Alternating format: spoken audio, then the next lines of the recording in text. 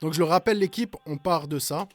Tu sais, ma vie, on s'est fait du mal. Et on finit avec ça. Tu sais, ma vie, on s'est fait du mal.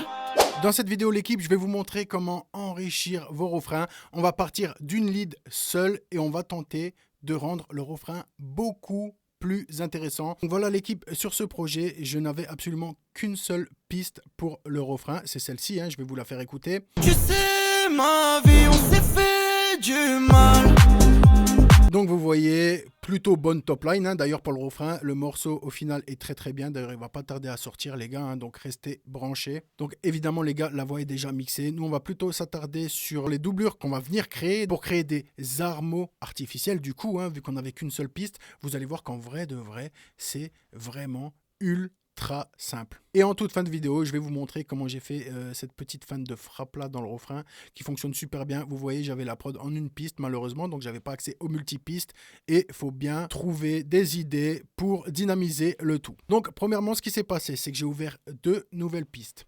J'ai copié la lead du refrain du coup dans la piste ci et dans cette piste là, c'est exactement les mêmes. Donc je vais vous faire écouter les deux pistes et je vais vous expliquer après comment je les ai mixées, comment j'ai fait pour arriver à ce résultat là. Donc la première piste c'est celle-ci. Tu sais, ma vie, on s'est fait du mal. Et la deuxième piste c'est celle-ci. Tu sais, ma vie, on s'est fait du mal. Je vais d'abord vous montrer comment j'ai traité les deux pistes. Donc j'ai utilisé exactement la même chaîne de plugins pour les deux, juste avec des réglages différents forcément, parce que l'une est aiguë, l'autre est grave, mais je vais vous expliquer de toute manière. Donc grossièrement, ce que j'ai fait les gars, c'est que j'ai mis un Nectar 4 Auto Level. Donc ça c'est juste un plugin qui vient automatiser le volume en dB de mon élément. En l'occurrence ici, la doublure que j'ai créée, d'accord. Ensuite j'ai mis une autotune à toute patate, parce que je voulais vraiment avoir cet effet autotuné. Donc scales de la prod, voilà, retune speed à toute patate, flex tune à toute patate. Il y a juste le bouton humanize que j'ai poussé un peu à 20 pour rendre les notes tenues un peu plus naturelles. Ensuite, un de-esser pour contrôler les sibilantes. Donc vous voyez sur les doublures, ce que moi j'aime faire, c'est vraiment appliquer un de-esser qui va me balayer tous les S. Parce que justement, la doublure est en retrait, j'ai pas envie de rajouter des sifflantes, des chutes, des jeux, des queues, à la voix, les gars, ça n'a aucun sens. Je préfère qu'elle reste en retrait, qu'elle soit propre. Pour ce faire, j'ai une technique que j'utilise archi souvent qui est de baisser le threshold à moins l'infini pour être sûr, certain que ça va m'attraper tout ce qui siffle. Ensuite, vous voyez que là, j'ai mis le plus large possible, vraiment pour tout attraper. Donc forcément, les gars, en solo, ça sonne bizarre, c'est un peu trop DSA, on tue complètement les S, mais en soutien, ça fonctionne extrêmement bien. Et quand on mixe, on ne cherche pas à faire en sorte que ça sonne bien en solo, on veut que ça sonne bien dans son ensemble. Ensuite, j'ai ouvert un Pro Q3 donc pour nettoyer ma voix, les gars. Je l'ai nettoyé quasiment comme la lead. À une chose près, c'est que je suis venu créer une cloche là dans les 1500. Généralement, quand vous mettez une cloche dans les 1000, 1200, 1500, 2000, 2500, ça dépend des voix. Vous allez passer la doublure en retrait, passer la voix en retrait. Comme là, c'est une doublure, c'est une armo, on ne veut pas qu'elle vienne titiller la lead, se battre avec la lead pour être en devant, on veut la reculer. Généralement, et testez les gars, vous allez voir que ça marche, quand on fait une cloche dans cette zone de fréquence là, ça a tendance à venir reculer un peu l'élément pour laisser la place au devant de la scène à la lead. Donc c'est exactement ce que j'ai fait, ça marchait super bien. Ensuite, premier compresseur, donc là j'ai utilisé un Airvox les gars qui marche hyper bien, deux boutons. Je suis venu compresser jusqu'à temps que je sois satisfait de la compression, d'accord. Et je suis venu ajuster mon niveau de sortie ici, tout simple. Ensuite, petit Pultec juste pour atténuer les basses fréquences, donc vous voyez je me suis mis ici à 100. Bandwidth 7, donc quand même assez large en termes de Q. Et je suis venu atténuer de 5 dB. Donc vraiment...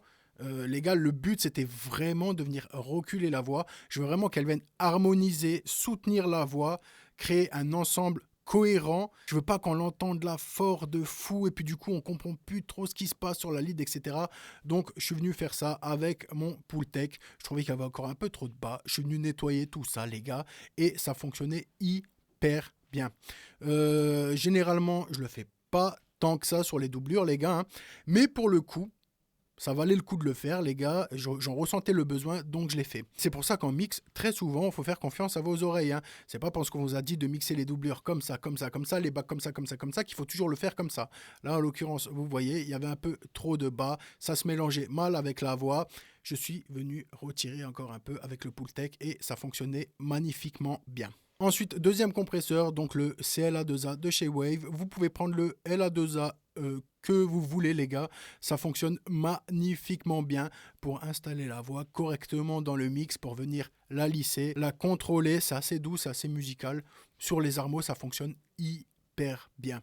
Pour le coup, en termes de compression, j'ai quand même pas mal compressé, un peu plus que la lead principale parce que j'avais vraiment envie qu'elle tienne. C'est-à-dire, elle est en retrait, certes, en termes de fréquence, au niveau fréquentiel, mais je voulais qu'elle tienne en termes de compression. Vraiment, il faut qu'on l'entende du début à la fin. Je ne veux pas de variation. Et en fin de chaîne, et ça, je le fais très rarement pour le coup, mais vraiment très rarement, j'ai mis une reverb en insert. Donc une reverb, les gars, all en insert. Et je suis venu diminuer le bouton wet dry. Donc vous voyez là, je l'ai mis à même pas 10%. C'était juste pour venir mouiller un peu mon signal parce que je trouvais que c'était un peu trop en devant. Donc je suis venu juste le mouiller, un peu reculer, donner un tout petit peu de profondeur à cet élément. Et ça fonctionnait magnifiquement bien. Cette piste-là, je l'ai envoyée dans un bus doublure où j'ai ouvert le doubleur 2. Donc voilà les gars, hein, juste pour élargir un peu l'élément, vous voyez que je suis venu baisser le direct, donc l'élément central, hein, le signal du centre, je suis venu le baisser de 10 décibels quand même, pour faire un peu de place au centre, pour laisser la voix lead au centre, et pour qu'elle soit un peu plus présente sur les côtés. Testez, vous allez voir, ça fonctionne archi bien. Vous voyez qu'en termes de stéréo, je ne l'ai pas mis à l'extrême droite, extrême gauche, je l'ai fait sur la deuxième voix. D'ailleurs, la deuxième voix, la voix un peu plus aiguë qu'on avait vue, j'ai fait exactement le même traitement que je vous ai montré, sauf que je l'ai envoyé dans un autre bus où j'ai appliqué un doubleur, et pour le coup, j'ai enlevé le signal du direct, je l'ai carrément supprimé, je l'ai juste laissé sur les côtés, et pour le coup, j'ai panne extrême droite, extrême gauche. Et ça fonctionne archi bien. Vraiment, je voulais que la voix un peu plus grave et la voix aiguë ne se trouvent pas à la même place en termes de placement stéréo. Je ne voulais pas qu'elles se gênent. Chaque chose à sa place. C'est vraiment la base, les gars. Et ça fonctionne archi bien. Donc maintenant que ça a été dit, on va passer au vif du sujet. Le truc que vous attendez le plus, d'ailleurs le truc le plus important de ce move, les gars, hein, c'est le changement de mélodie que j'ai appliqué sur ces leads. Donc forcément, au début, les gars, je vous le rappelle, j'avais seulement ça. Tu sais, ma vie, on s'est fait du mal. Donc voilà, cette mélo. Donc la piste un peu plus grave, elle sonne comme ça. Tu sais, ma vie, on s'est fait du mal. Et la piste plus aiguë, elle sonne comme ça. Tu sais, ma vie, on s'est fait du mal. Voilà, en fait ce qui s'est passé les gars, et c'est hyper simple, j'ai ouvert Vari Audio dans Cubase. Donc c'est une fonctionnalité qui va vous permettre de bouger les notes, de réaccorder les notes si vous voulez, c'est ça. Hein. Pour ceux qui n'ont pas Vari Audio ou Cubase, vous pouvez tout à fait le faire avec Melodyne. Ça marche exactement de la même manière. Moi j'utilise Vari Audio parce que je suis à l'aise avec et parce que c'est directement intégré à mon séquenceur. Donc je me fais plus ou moins plaisir. D'ailleurs fonctionne archi bien. Au-dessus de Melodyne pour moi les gars, et je ne suis pas ouvert au débat. J'ai sélectionné la mélo de base et je l'ai descendu d'une tierce. Ici on est sur une note majeure, donc je suis descendu de 3 semitons. 1, 2, 3. Voilà. Et du coup... Tu sais, ma vie, on s'est fait du mal. Donc là les gars, je suis descendu sur la tierce du dessous. Et pour la deuxième la plus aiguë, j'ai fait exactement la même chose, sauf à la tierce du dessus. C'est tout les gars. Donc 1, 2, 3. Voilà. Bien évidemment, il y aura quelques notes, quelques petits ajustements à faire pour que ça sonne bien. Là, vous voyez, par exemple, ici, c'est en rouge. Ça veut dire que c'est pas dans la gamme. Je la baisse, je la remets dans sa gamme. On écoute. Tu sais, ma vie, on s'est fait du mal. Du coup, si vous traitez correctement vos pistes, vous les placez différemment dans l'espace stéréo l'un et l'autre, vous allez pouvoir obtenir un refrain beaucoup plus intéressant. Je préfère le rappeler, ça c'est si vraiment vous n'avez qu'une seule piste et que vous souhaitez enrichir vos refrains artificiellement comme je l'ai fait. La meilleure chose à faire, et je le rappelle, c'est de refaire une piste et de demander à l'artiste ou vous, si c'est vous qui enregistrez, vous enregistrez une mélo à la tierce du dessus, une mélo à la tierce du dessous et on est bon. Si vous ne savez pas comment sonne la tierce, vous pouvez utiliser cette technique-ci, comprendre comment sonne la mélodie puis ensuite allez l'enregistrer et vous allez voir que ça sonne 10 fois mieux. Donc je vais quand même vous montrer comment ça rend. Donc je vais mélanger les deux.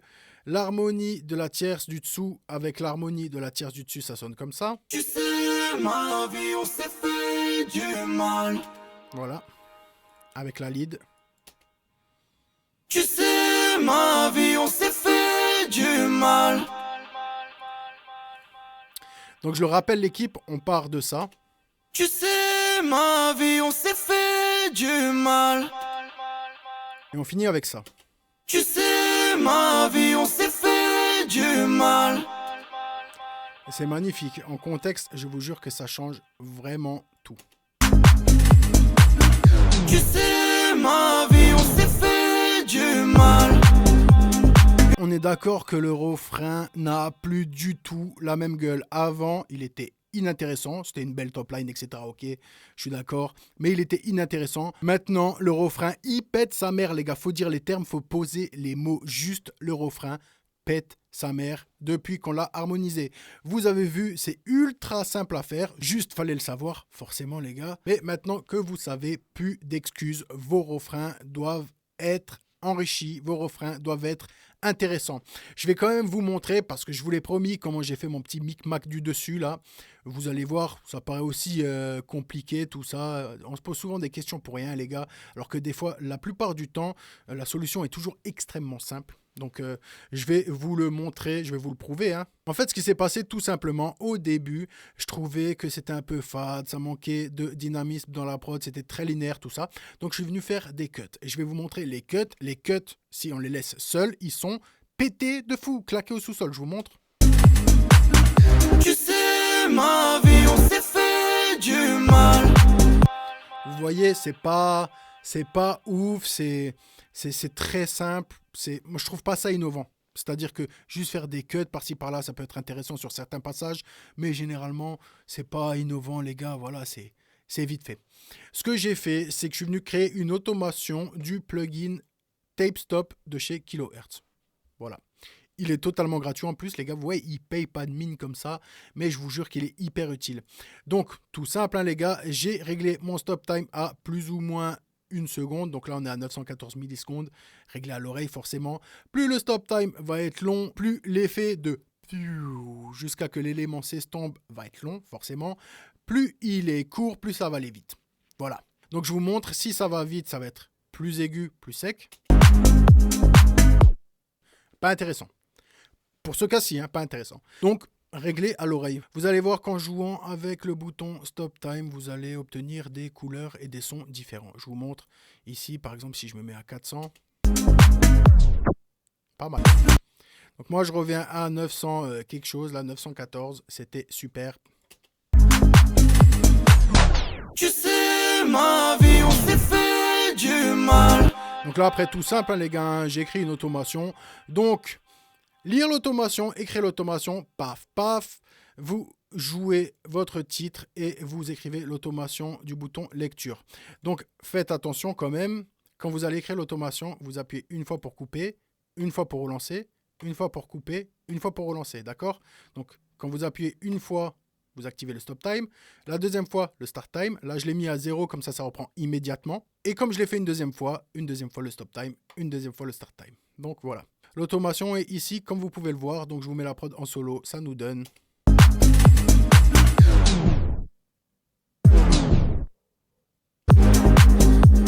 Voilà. En contexte. Tu sais, ma vie, on s'est fait du mal.